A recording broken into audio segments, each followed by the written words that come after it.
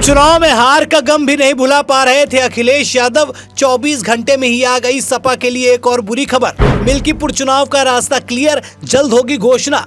High court ने लिया बड़ा फैसला। उपचुनाव के बाद अब मिल्कीपुर में योगी बाबा फिर एक बार तोड़ेंगे अखिलेश का घमंड। बड़ी खबर आ रही है उत्तर प्रदेश की हॉट सीट मिल्कीपुर से। अयोध्या के मिल्कीपुर सीट पर उपचुनाव में बाधक बनी याचिका वापस हो गई है। अब चुनाव का रास्ता साफ हो गया है। भाजपा प्रत्याशी गोरखनाथ ने सपा प्रत्याशी अवधेश प्रसाद के विधानसभा में जीत को चुनौती दी थी। अब जल्द ही इस सीट पर उपचुनाव की घोषणा हो सकती है। 2022 में हुए विधानसभा चुनाव में अयोध्या के मिल्कीपुर सीट से सपा प्रत्याशी अवधेश प्रसाद ने भाजपा के गोरखनाथ को 13,000 वोटों से हराया था। भाजपा प्रत्याशी ने सपा प्रत्याशी के चुनाव नामांकन पत्र में खामियों को आधार बनाकर उनके निर्वाचन को उच्च न्यायालय में चुनौती दी थी। याचिका लंबित होने से चुनाव आयोग ने उपचुनावों की घोषणा में मिल्कीपुर सीट पर उपचुनाव की घोषणा नहीं की थी।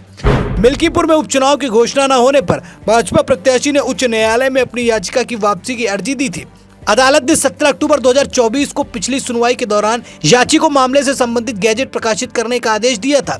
गैजेट प्रकाशित होने की सूचना के बाद अदालत ने याचिका वापस के प्रार्थना पत्र को मंजूरी दे दी। भाजपा प्रत्याशी गोरखनाथ ने सपा प्रत्याशी के नामांकन पत्र में दाखिल हलफनामे पर सवाल उठाते हुए 22 अप्रैल 2022 को अदालत में मामला दाखिल किया था।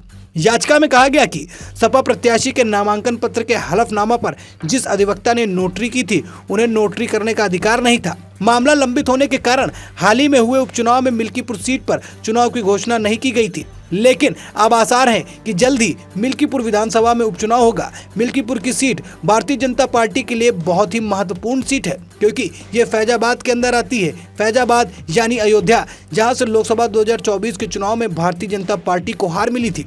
भारतीय जनता पार्टी प्रयास करेगी कि यहां पर जीत दर्ज करके समाजवादी पार्टी की जीत को तुक्का साबित करे। आपको क्या लगता है, क्या वाकई भारतीय जनता पार्टी यहां पर यानी मिल्कीपुर में चुनाव जीतने में कामयाब होगी या नहीं? आप अपनी राय हमसे कमेंट में बता सकते हैं। फिलहाल इस वीडियो में इतना ही। वीडियो को लाइक और शेयर करें। चैनल पर नए हैं तो चैनल को जरूर सब्सक्राइब करें। फिर मिलेंगे नई खबर के साथ, तब तक के लिए धन्यवाद।